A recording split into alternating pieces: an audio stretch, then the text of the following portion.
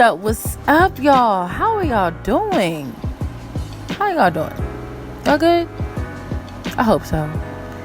You know what? I'm good. I've been chilling, low-key living life. I've been okay, just trying to get this adulting thing together still. But it's all good. New life, new state, new job. Everything's cool. I'm chilling. But yeah, man, it's your girl Jasmine. She's back for another episode of the Twisted Mystic show. Lot to talk about.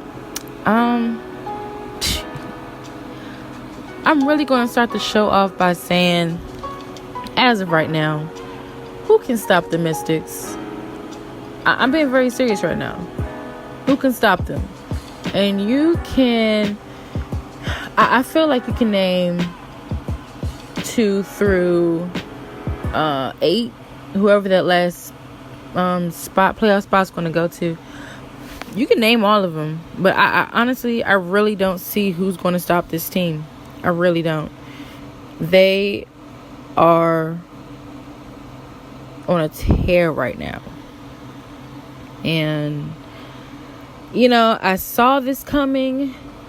I saw what they were going to do or what they were capable of doing. But I really did not see this happening.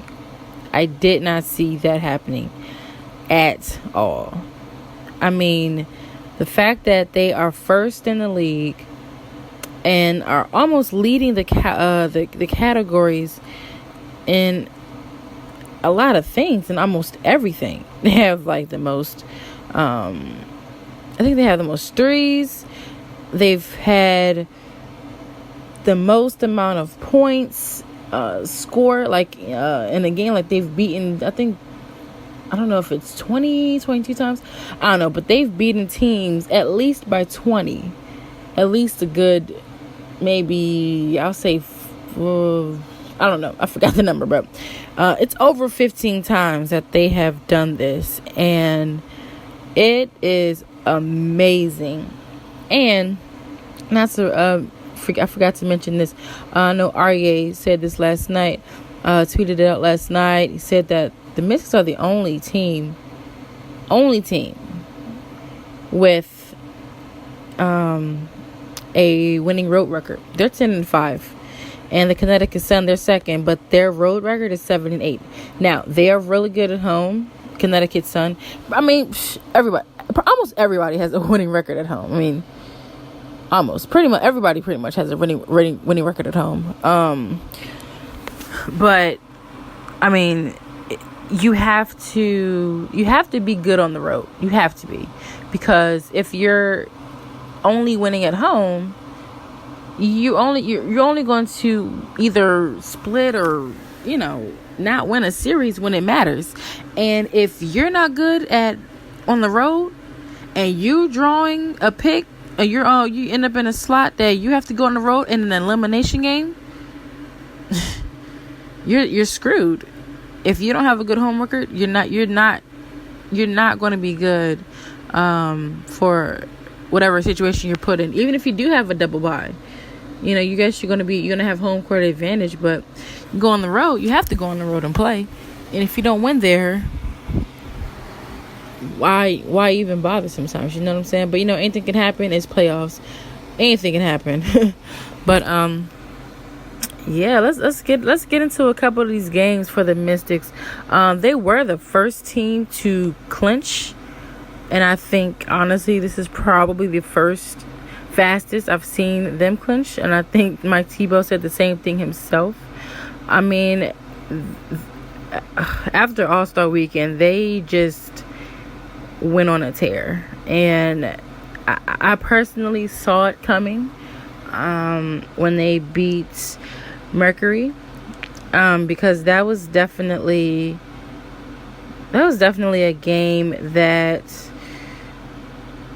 I don't know, it was a game that they really had to win, because first of all they had to avenge that loss from that camp day game they had pretty much blown out on their home turf, coming back to Capital One. I know it might have been weird for them to go back there. I'm not going to make excuses, but it was like weird altogether just being back in there. But they had to avenge that loss. And Leilani Mitchell, she was giving them trouble in that fourth quarter. I mean, she was not missing a 3-point shot to save her life. And I thought that the Mystics were going to let that slip out their hands, and they didn't. Now, they did beat the Storm. They blew them out by 20 points. And I think this is pretty much where it really started to rack up as far as 20-point wins for them on the season. But then they turned around and lost to the Mercury again. I mean, got blown out on the road. And they've been playing well, but Mercury has looked like the team that can give them trouble. Yeah. But then, they went on to beat the Fever. They beat the Lynx. And at that time, they were pretty red hot. The Storm blew them out, turned around and beat the Lynx on the road, blew out the Fever. They did lose to the Sky. That's also another team that I can give a shot at beating them. But side note, I'll get back on track right quick. Side note, shout out to James Wade. Nobody is giving this man his props. Nobody is giving this man his props. And it baffles me because the Sky were not in the playoffs last year. They just missed it. I think they were 10th. They were 10th. They just missed the playoffs. And the fact that James Wade has rallied this team together and has made them look like a strong playoff team they're fifth in the league. 18-12 record. 10-4 in the conference, 11-4 on the road, 11-4 at home, 7-3 in their last 10 games. I mean, you have to give him his props. Like, I don't understand why nobody is talking about this man. And if I had the chance to vote, if I had a chance to give my vote for Coach of the Year, I'm only giving it to him. And for whoever is voting, I better not see an award given to any other coach but him, because he took a team that was not in the playoffs, turned them around, and he has them in the top 5 of the league right now. That is an incredible accomplishment, and he needs to get more accolades for this. But you know what? For real, if I'm James Wade, I don't want nobody talking about me, because you want to keep that under wraps, because people might be looking at you and really start the game plan and stuff like that. So I would probably continue to stay under the radar. Let people not talk about me. Let people not shine light on me, because that can actually be to their advantage in the playoffs. You know what I'm saying? But then at the same time, everybody's been trying to game plan for the Mystics, and it hasn't been working so much. So take it how you want it. But at the end of the day, James Wade deserves serious consideration for being Coach of the Year, because he did what some teams probably would take 3 years to do with a team not in the playoffs. But yeah. Okay, so back to the Mystics. Now that I got that off my chest, I got that off my heart. Yeah, I mean, the Mystics have done very, very well. They're shattering records. They're shattering everything, player-wise and team-wise. And I'm very, very proud of these guys. I haven't been able to see them in person in about a month and a half, but I'm so proud of them, and they are really living up to the run it back mantra that they've set at the beginning of the season. And I knew they were good. But they just took that and just cranked it to another level. And I am very, very excited to see, we know what would happen in the playoffs. They could get a number 1 seed or number 2 seed. You never know. But, the playoffs, it's only about 4 or 5 games left, and it's playoff time. So, their last game was against the Sky. It's going to be a very, very, I would say a crucial game. Very crucial. That game can knock them down to 2, a spot or 2. So that'll be a very crucial game. I do think that the schedule has been pretty kind to them. I do think that what's very scary about them is the fact that they had either 5 or 6 game road stretch in the middle of the season. And I think they got through it undefeated. They went through it undefeated. And that's scary. That's very scary, y'all. Because I even feel at that point, they didn't even hit their peak yet. They're at a stride. They looked good in those 5 games. And they looked very tough and strong. But I don't even think that they've reached their potential in that moment. And that's part of the season when they were on the road. That is scary. That's scary. That is very scary. I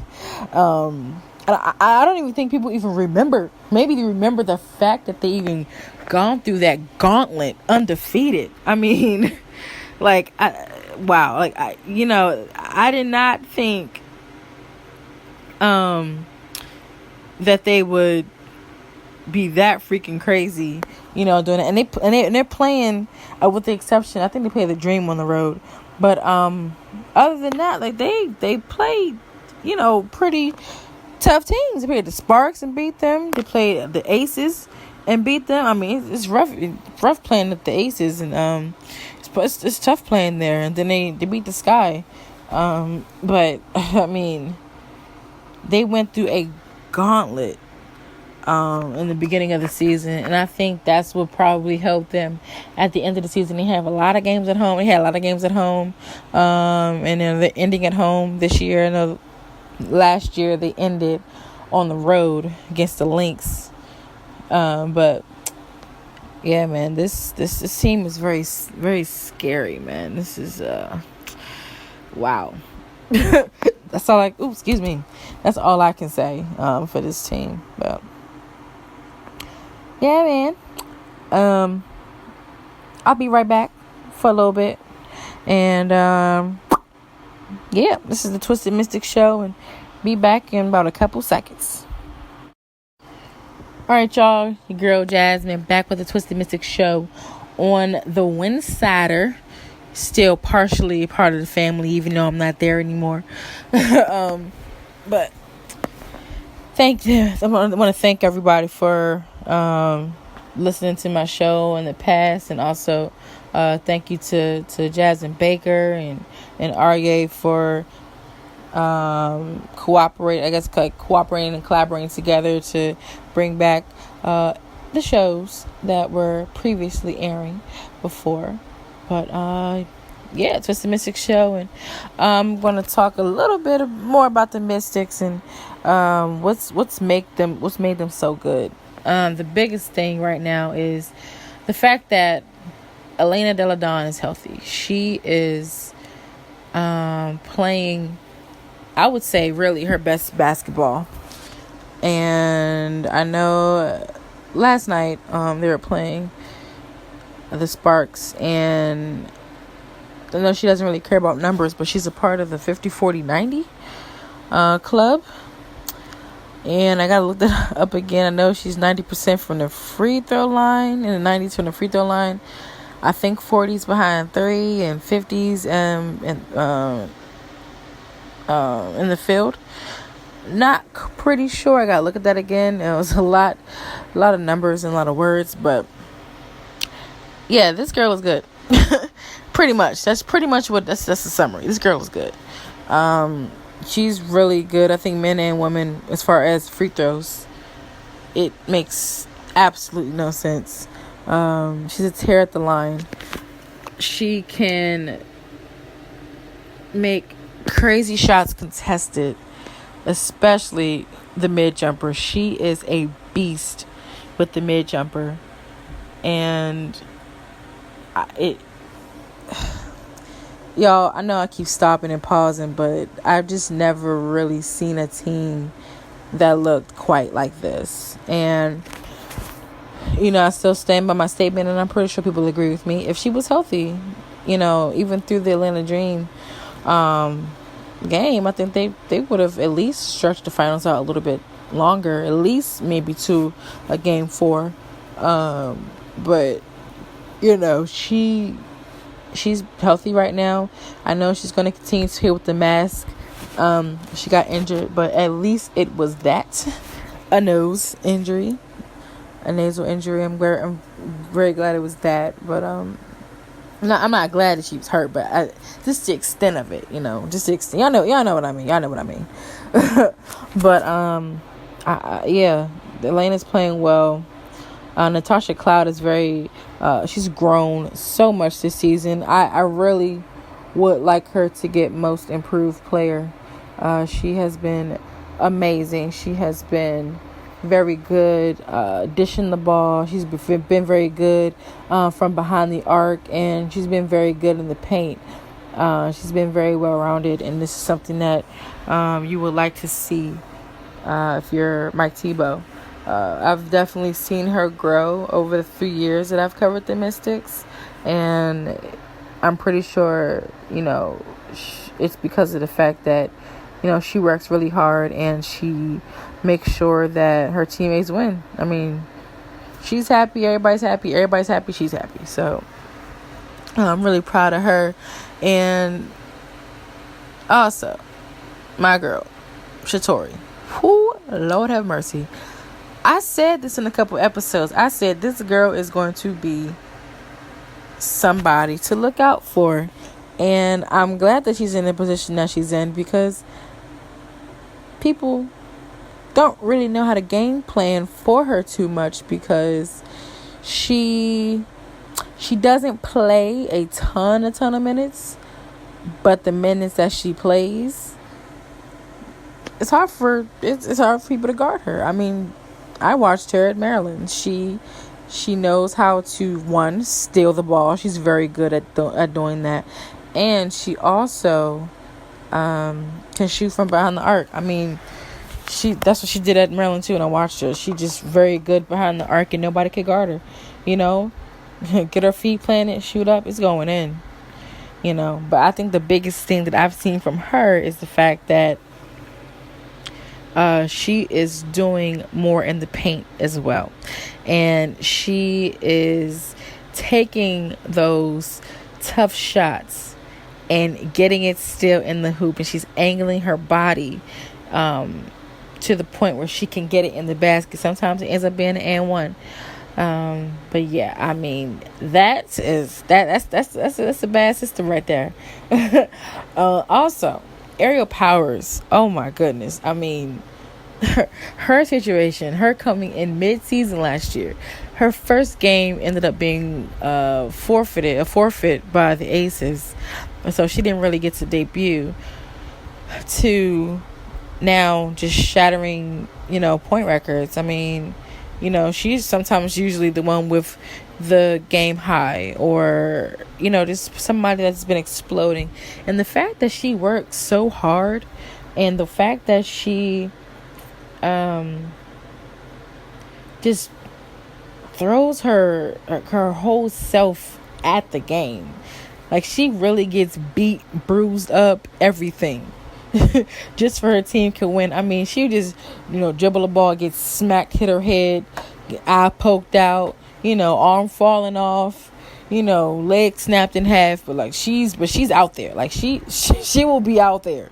She's going to make sure her team is going to win, and she's going to do whatever it takes for her team to win. I mean, that girl, the way, like, she has a dog mentality. Like, that's dog right there.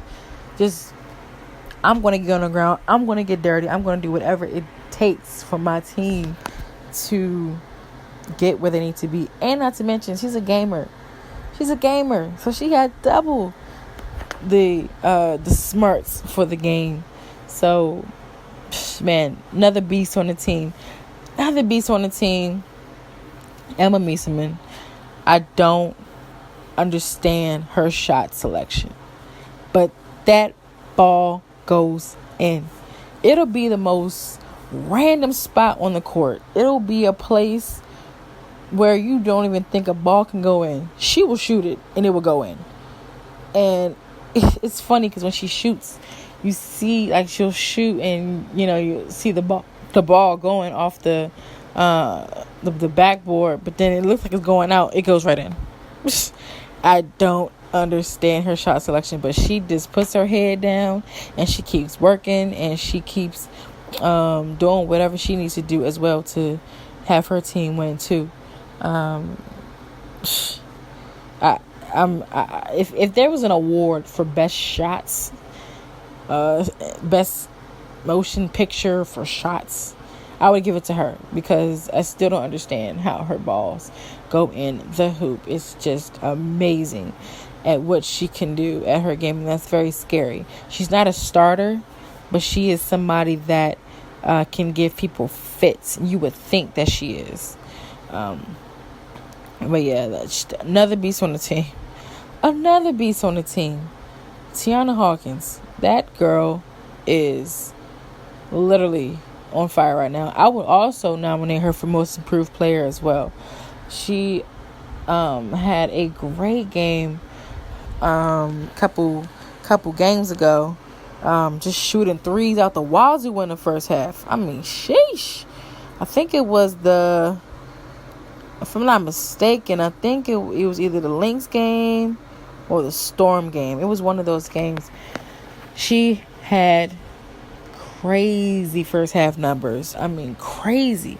Just every time somebody got her the ball, threw it up, went in. Another way, got her the ball, threw it up, went in. I mean, she was on a tear behind the arc. And, you know, those reserves, that is what you need. You need your reserves to come in and, you know, just keep the game going. And that's what they do.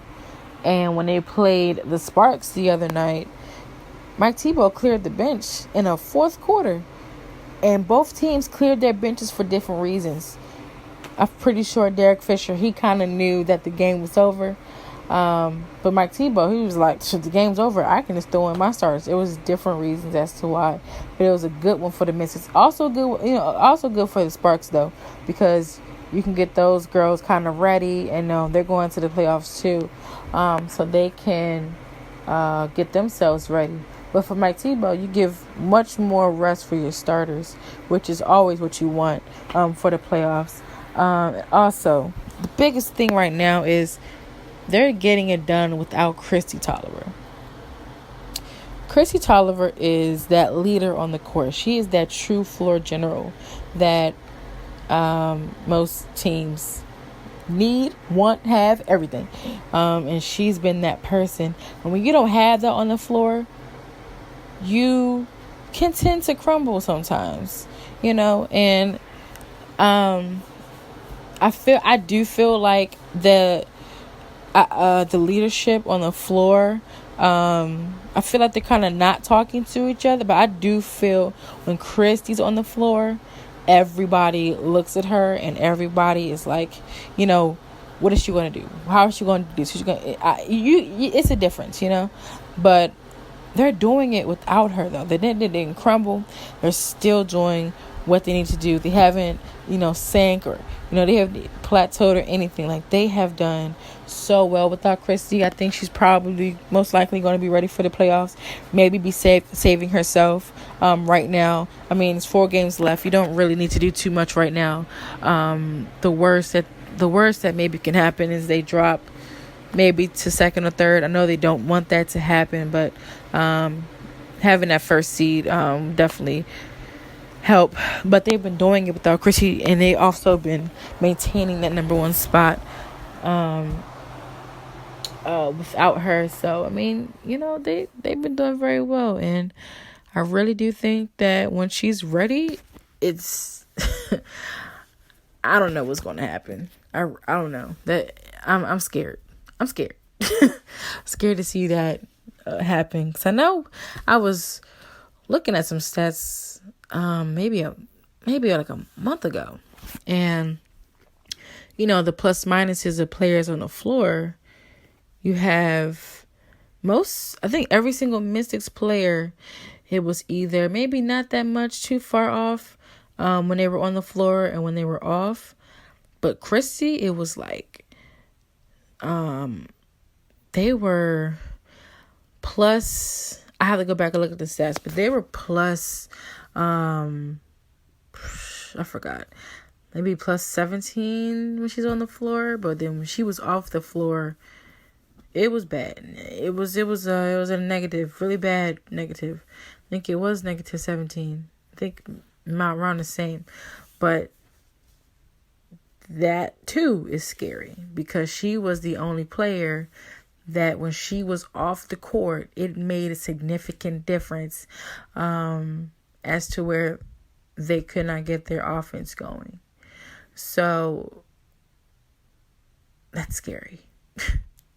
The whole thing, that's scary. But yeah, I mean, they've really done a great job in spacing, moving the ball, talking to each other behind the arc. I think the biggest thing, maybe the only thing that they need to do, tongue-tied here, they do need to work on is in the paint. They tend to get fouled a lot in the paint, and that's something that you don't want to happen. You don't want your players fouling out in the game, because they can't get it done in the paint on defense. And a lot of teams have scored a lot against them in the paint. You don't want that. So, yeah, I mean, other than that, like I said, I started the show off by saying, who is going to beat this team? Who gonna do it? Yeah. So, yeah, they have about 4 games left. They have the Wings on Saturday. They go on the road. They have 2 road games, and then they have 2 home games. So they go on the road to the Wings.